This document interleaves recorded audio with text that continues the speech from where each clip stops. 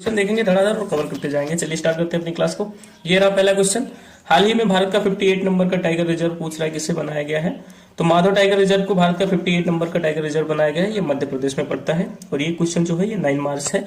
तो फ्रेंड्स इसके अलावा भी भारत के बहुत सारे नेशनल पार्क और वन्य जीव अभ्यारण्य है जिनको वर्ष 2022, 23, 24 में टाइगर रिजर्व बनाया गया है। उसमें से है, देख लीजिए, तातापानी वन्य जीव अभ्यारण्य यहाँ दिया गया है। इसको भारत का 97वां टाइगर रिजर्व बनाया गया है। ये भी मध्य प्रदेश में पड़ता है। 2 दिसंबर 2024 का करंट है। तो जल्दी ही ये करंट आया हुआ है, इसलिए ये भी आपके लिए उतना ही महत्वपूर्ण जितना कि वो वाला क्वेश्चन। ठीक है, इसके अलावा और देख लेते हैं कुछ है। देखिए, गुरु घासीदास तिमोर पिंगला टाइगर रिजर्व, इसे भारत का 56वां टाइगर रिजर्व बनाया गया है। छत्तीसगढ़ में पड़ता है। 18 नवंबर 2024 का है। तो ये भी इंपॉर्टेंट हो जाता है आपके लिए क्योंकि करंट से रिलेटेड है। अगला दिया गया है वीरांगना दुर्गावती टाइगर रिजर्व, भारत का 55वां टाइगर रिजर्व है। मध्य प्रदेश में पड़ता है। 2023 में इसे टाइगर रिजर्व घोषित किया गया है। तो इंपॉर्टेंट है। नेक्स्ट है धौलपुर करौली टाइगर रिजर्व, ये भारत का 54वां टाइगर रिजर्व बना है, राजस्थान में पड़ता है। 2023 में घोषित किया गया। तो ये भी इंपॉर्टेंट हो जाता है। कई बार क्वेश्चन जो होते हैं करंट के वो तुरंत ना पूछकर कुछ ईयर पहले के, यानी 1 साल, 1.5 साल पहले की, 2 साल पहले की पूछ लिए जाते हैं, इसलिए हम लोग बस नॉर्मली कवर कर ले रहे हैं। ठीक है, रानीपुर टाइगर रिजर्व जो उत्तर प्रदेश वाले एग्जाम दे रहे हैं वो लोग याद रखेंगे। इसे वर्ष 2022 में भारत का 53वां टाइगर रिजर्व घोषित किया गया। नेक्स्ट क्वेश्चन आइए देखिए, अभ्यास खंजर, ये अभी 10 मार्च से स्टार्ट हुआ है और ये 23 मार्च 2025 तक चलेगा। इसका आयोजन किर्गिस्तान में किया जाएगा, यहाँ पे देखिए दिया गया है। और ये भारत और किर्गिस्तान के बीच संयुक्त सैन्य अभ्यास है। ठीक है, याद रखेंगे आप लोग, अभ्यास खंजर लगभग सभी ने पढ़ा है। नेक्स्ट क्वेश्चन, हाल ही में प्रकाशित पुस्तक life on Mars collected stories किसके द्वारा लिखी गई है। तो नमिता गोखले के द्वारा लिखी गई है। नेक्स्ट क्वेश्चन, भारत का पहला अंडर वाटर संग्रहालय और कृत्रिम रीफ कहां बनाया जाएगा। महाराष्ट्र स्टेट में बनाया जाएगा, महाराष्ट्र राज्य में बनाया जाएगा। नेक्स्ट क्वेश्चन आइए देखिए, अगला क्वेश्चन दिया गया है, हाल ही में तटीय सुरक्षा अभ्यास सागर कवच, सागर कवच के बारे में पूछ रहा है, आयोजित किया गया है। तो कहां पे आयोजित किया गया है, वेस्ट बंगाल में आयोजित किया गया। Next question, green transition alliance India यानी GTAI पहल किस देश ने शुरू की है। तो इस पहल को डेनमार्क ने शुरू की है। ये करंट जो है ये 2 मार्च का, यहाँ पे देखिए डेट दिया गया है। ये करंट जो है ये 2 मार्च का है। नेक्स्ट क्वेश्चन आइए देखिए, भारत का सबसे स्वच्छ शहर पूछ रहा है, लगभग सभी बच्चों को पता है, इंदौर। फ्रेंड्स अगला क्वेश्चन दिया गया है, वर्ष 2023 में सबसे ज्यादा इंटरनेट शटडाउन, सबसे ज्यादा इंटरनेट शटडाउन पूछ रहा है किस देश ने किया है। तो म्यांमार ने किया है। इसके अलावा सबसे ज्यादा के मामले में इंडिया जो है वो 2nd नंबर पे आता है। पूछा जा सकता है आपसे, आपके लिए क्वेश्चन जो है इंपॉर्टेंट हो सकता है। नेक्स्ट क्वेश्चन, भारत का पहला वन्य जीव बायो टैंक कहाँ खोला जाएगा। भारत का पहला वन्य जीव बायो टैंक, भारत का पहला वन्य जीव बायो टैंक जो है ये दार्जिलिंग में खोला जाएगा। दार्जिलिंग कहाँ पे है, पश्चिम बंगाल में। नेक्स्ट क्वेश्चन, क्वेश्चन दिया गया है, हाल ही में किस देश के वैज्ञानिकों ने चंद्रमा के दक्षिणी ध्रुव पर पहला विस्तृत भूवैज्ञानिक मानचित्रण किया है। तो यहाँ पे ऑप्शन भी दिए गए हैं, चीन, रूस, अमेरिका, भारत।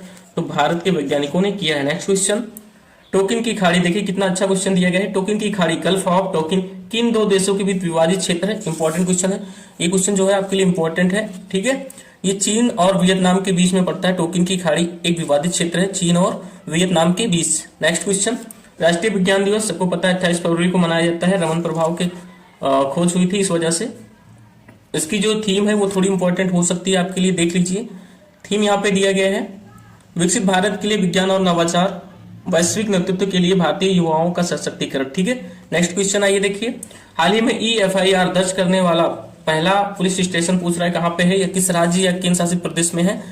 हाल ही में EFIR दर्ज करने वाला पहला पुलिस स्टेशन पूछ रहा है किस राज्य या केंद्र शासित प्रदेश में है। तो वो है जम्मू कश्मीर में। नेक्स्ट क्वेश्चन आइए देखिए, भारत में सबसे अधिक गिद्धों की संख्या किस राज्य में दर्ज की गई है।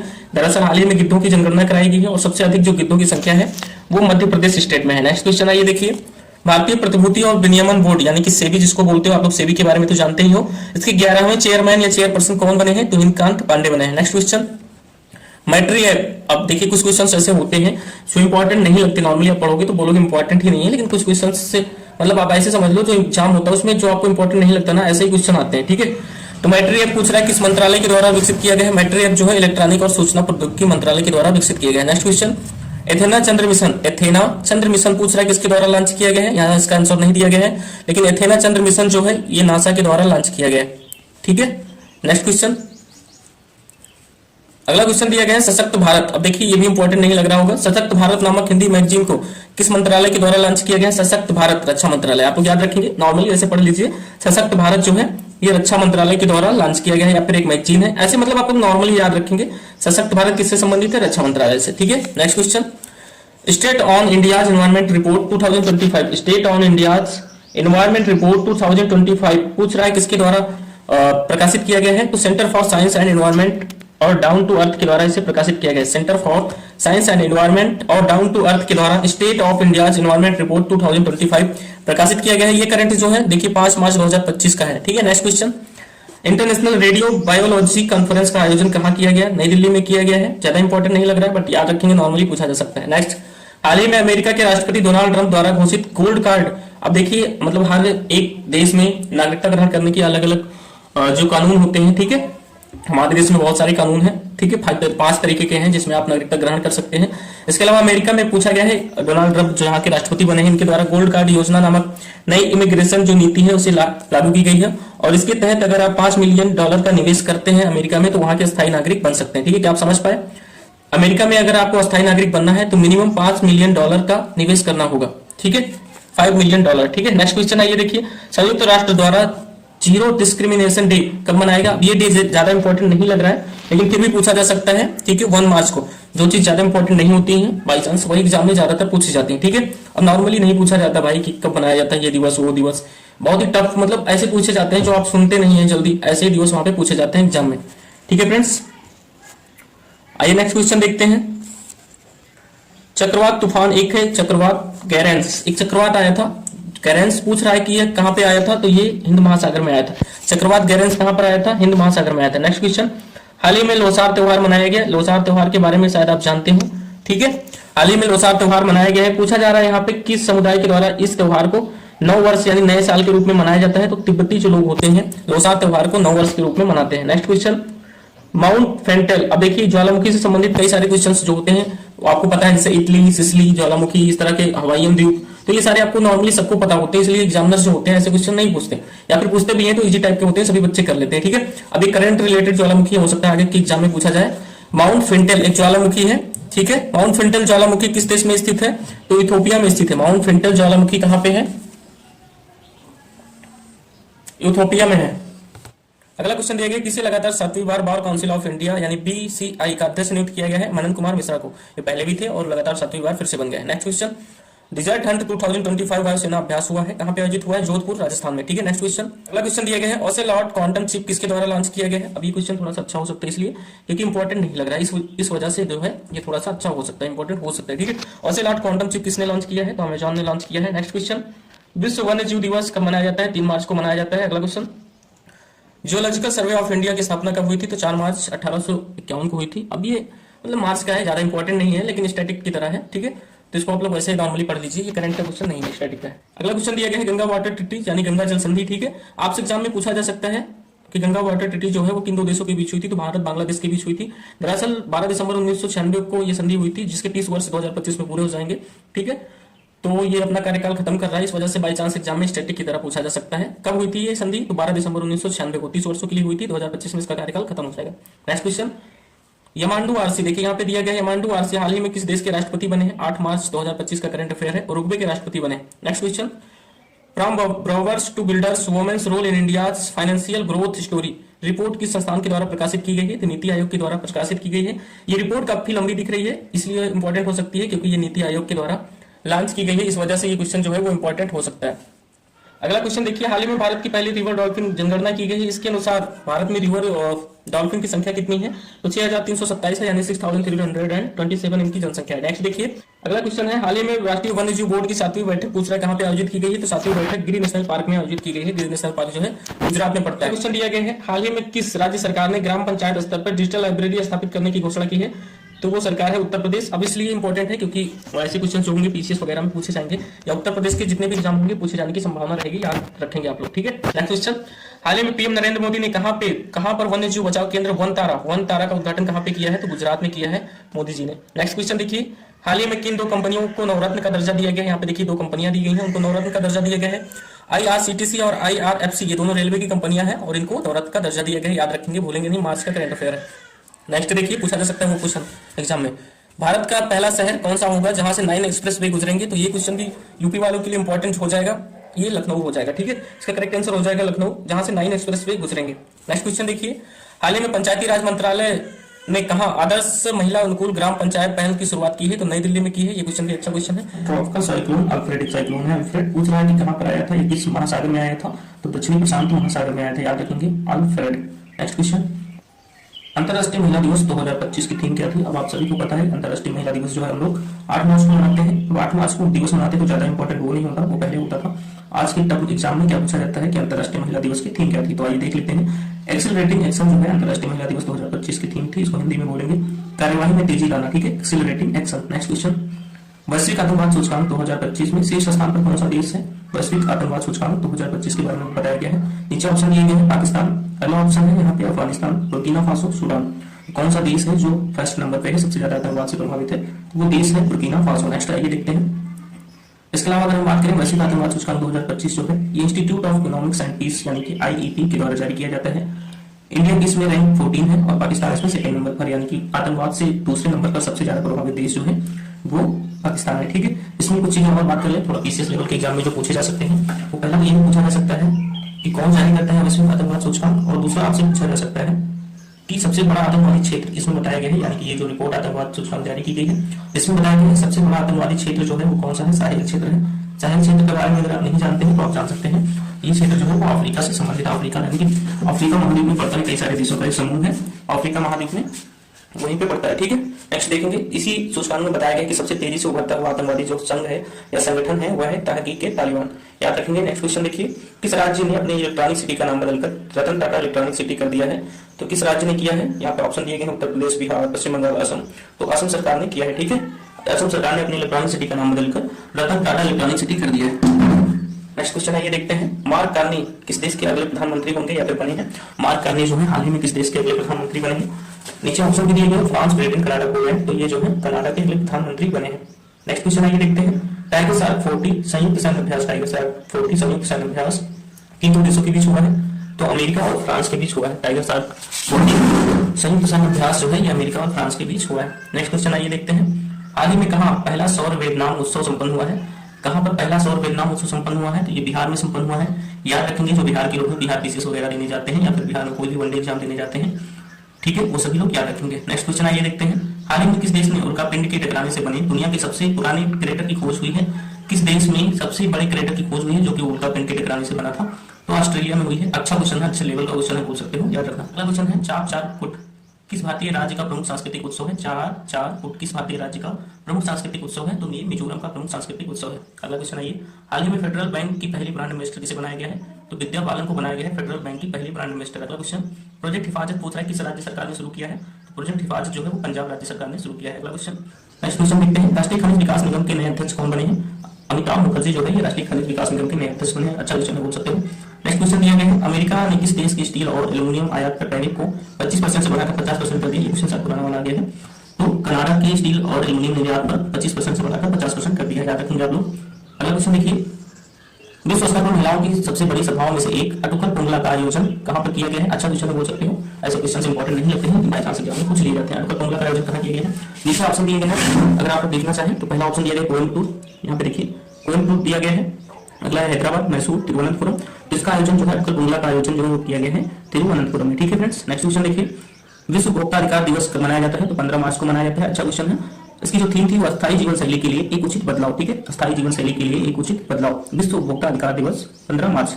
क्वेश्चन देखिए, हाल ही में अंतरराष्ट्रीय श्रम संगठन की 353वीं बैठक हुई है, कहाँ पर हुई है पूछा है। यहाँ पे जैसे क्वेश्चन पूछा जाएगा तो क्वेश्चन बनाकर ही पूछा जाएगा कि कहाँ पर आयोजित हुई है, ठीक है। तो कहाँ पर आयोजित हुई है? तो ये जेनेवा स्विट्जरलैंड में आयोजित हुई है। जेनेवा कहाँ पड़ता है? स्विट्जरलैंड में, और भारत ने भी इसमें भाग लिया है, ठीक है। बात करें इंटरनेशनल लेबर ऑर्गेनाइजेशन की, इसको शॉर्ट में बोलते हैं ILO। तो ये संयुक्त राष्ट्र की एक एजेंसी है। इंटरनेशनल लेबर ऑर्गेनाइजेशन जो है ये संयुक्त राष्ट्र की एक एजेंसी है। इसकी स्थापना अक्टूबर 1919 में हुई थी। हेडक्वार्टर जो है वो जेनेवा स्विट्जरलैंड में ही है, और इसके वर्तमान अध्यक्ष जो है वो गिलबर्ट हांगो हैं, जो कि 2022 में बने थे, ठीक है।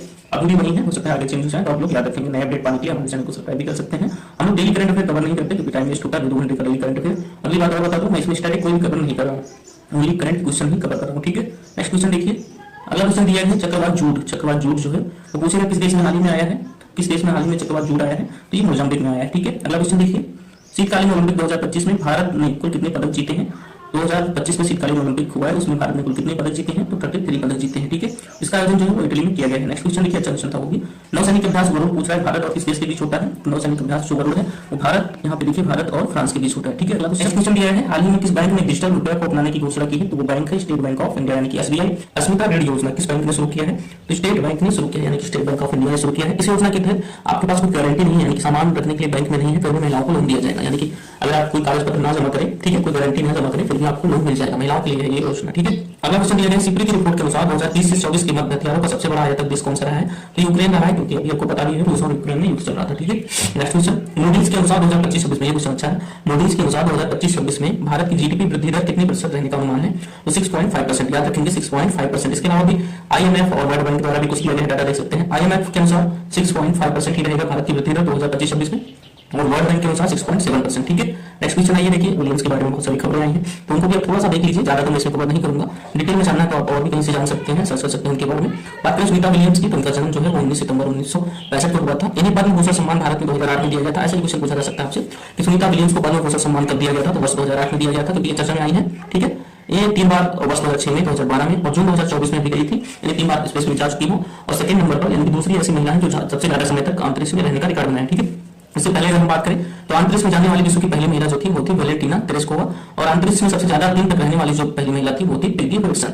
अब आगे और भी बात करें तो अंतरिक्ष में जाने वाली भारत की पहली महिला कौन थी? ऐसा अगर आपसे क्वेश्चन पूछा जाता है तो आप बता सकते हैं कि अंतरिक्ष में जाने वाली भारत की पहली महिला थी कल्पना चावला, जो कि सबसे पहली बार 1997 में गई थी। ठीक है, अंतरिक्ष में, लेकिन इन्हीं वर्ष 2003 में दोबारा ले जाया जाता है अंतरिक्ष में, और दोबारा जब ये जाती है तो आते टाइम जो प्लेन होता है, ठीक है, जो कैप्सूल होता है वो विस्फोट हो जाता है। ठीक है, जल जाता है। इसमें कुछ चीजें और देख लीजिए, पूछा जा सकता है आपसे कि भारत जो है वो अपना अंतरिक्ष स्टेशन कब तक बना लेगा?